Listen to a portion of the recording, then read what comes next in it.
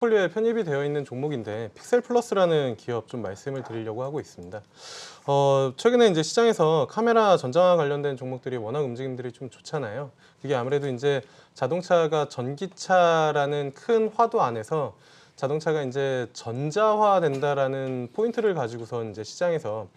관련된 종목들이 움직임들이 좀 좋고, 특히나 이제 카메라 관련된 종목들이 최근에 움직임들이 상당히 좀 좋게 나오는데, 그 카메라 관련된 부분들에서 조금 더 이제 확장을 하다 보면은 이미지 센서나 관련된 기술을 가지고 있는 기업들을 시장에서는 좀 찾으려는 노력들이 좀 나올 가능성이 높다라고 보고 있고요. 그 관점에서 픽셀플러스라는 기업 충분히 좀 관심을 가져볼만 좋지 않을까라고 보고 있습니다. 이 기업 같은 경우에는 일단 뭐 시스템 반도체 하는 그런 기업이다라고 보시면 좋을 것 같고요.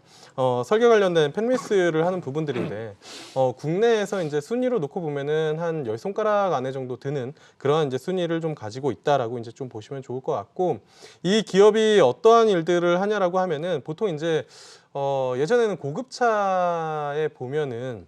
이 전후방 어라운드 뷰라고 해서 이 사각을 다 이제 카메라를 찍어서 그거를 이제 그 센터 편시에 있는 모니터 화면으로 이제 보여주는 그러한 부분들을 하잖아요. 이 부분들이 카메라가 총 4개, 5개의 이미지를 가져와서 그거를 이제 정확하게 이제 통합을 해서 보여주는 그러한 이제 기술을 가지고 있다라고 이제 좀 보시면 좋을 것 같고, 주식 투자 오래 하신 분들은 아시겠지만 예전에는 이 픽셀 플러스가 보안 관련된 CCTV 관련된 종목으로 많이 이제 언급이 되고 시장에서 좀 알려져 있었습니다. 그런데 이 CCTV 관련된 부분들이 중국에서 이제 저가로 이제 기업들이 많이 이제 진출을 하면서 거기서 이제 경쟁력을 좀 잃다 보니까 새로운 성장 동력으로 이제 차량용 쪽으로 이제 모멘텀을 좀, 그러니까 사업 방향을 좀 돌렸고, 그러한 부분들이 실질적으로 매출단에서 전체 매출에서 예전에는 이제 CCTV 비중이 압도적이었다라고 하면은 지금 같은 경우에는 전체 매출에서 한 80% 이상이 차량용 이 이미지 센서 관련된 부분들에서 이제 나오기 때문에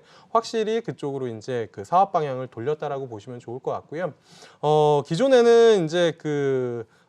애프터마켓, 그러니까 보통 보면은 고급 차량에만 그런 부분들이 이제 장착되어 나오고, 사후에 그런 것들을 이제 옵션으로 넣지 않은 차에다가 이제 장착하는 애프터마켓에서 이제 이 부분들, 사업 부분들을 영위했었는데, 최근 같은 경우에는 일본 쪽 비포마켓이죠. 그러니까 차량이 나오기 전에 미리 이제 탑재가 돼서 나오는 그 시장을 뚫었다라는 부분들이거든요. 그래서 애프터마켓은 보통 B2C, 그러니까 기업이 소비자에게 이제 판매를 하는 그러한 이제 부분들이었다라고 하면은, 비포마켓 같은 경우에는 B2B로 해서 기업과 기업 간, 그러니까 흔히 말해서 완성차 기업들과의 이제 계약 부분들을 해서 차량에 탑재를 하는 부분들이기 때문에 훨씬 더 이제 그 단가나 아니면 매출의 성장이 좀 높아질 수 있는 그런 부분들이거든요. 그래서 실질적으로 일본 쪽 그 완성차 업체와의 계약이 이제 작년부터 진행이 돼서 그쪽에서 이제 매출이 실질적으로 발생이 되고 있기 때문에 충분히 관심을 가져볼 만하지 않을까, 이렇게 좀 보고 있고요. 추가적인 부분들은 차트를 보면서 좀 설명을 드리면 좋을 것 같아요. 이게 이제 최근에 카메라나 이미지 센서 관련된 기업들이 워낙 움직임이 좋았는데, 픽셀 플러스도 그런 쪽에서 이제 관심을 시장에서 충분히 받고 있다라는 거를 이제 차트적인 흐름으로 좀 볼 수가 있겠고, 최근에 이제 13,000원대 저항 부분들에 좀 뭐 여러 번 트라이를 하다가 이제 시장 조정과 함께 조정이 좀 나왔지만, 오늘 같은 장에서도 일단은 움직임이 충분히 좀 괜찮게 나오고 있는 그런 상황이어서 충분히 뭐 매출단이나 향후 성장성을 좀 본다면은 충분히 뭐 관심을 가져볼 만한 자리지 않을까, 이렇게 좀 보고 있습니다. 네,